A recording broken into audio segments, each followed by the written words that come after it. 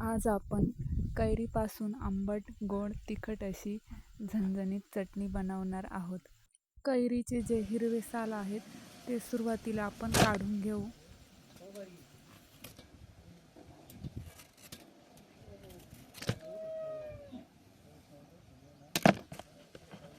कैरीचे सर्व साल काढून घेतले आहेत.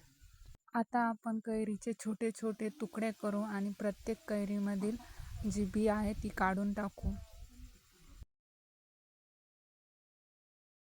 अशा प्रकारे आपण कैरीचे छोटे तुकडे केले आहेत.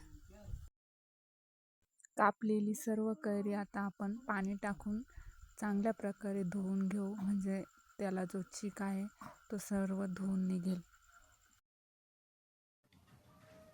कापलेली कैरी पाणी टाकून शिजवून घेऊ. जास्त शिजून नाही द्यायचं आणि ते पाणी फेकून द्यायचं.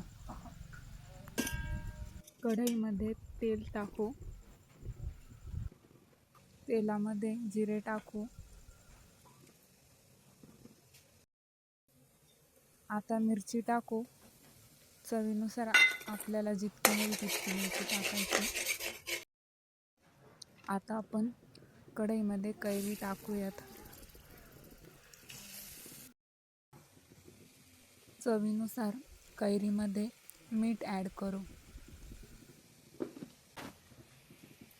आता आपण यामध्ये साखर टाकू.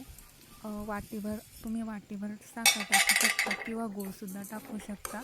जर आंबे जास्त आंबट असतील तर जास्त साखर टाकू शकता. साखर टाकल्यामुळे साखरेचं पाणी झालं आहे. आता आपण झाकण ठेवू. आता आपली कैरीची चटणी रेडी झाली आहे. एकदम छान असा कलर आला आहे आणि चवीलाही खूप टेस्टी आहे. तुम्ही ट्राय करा.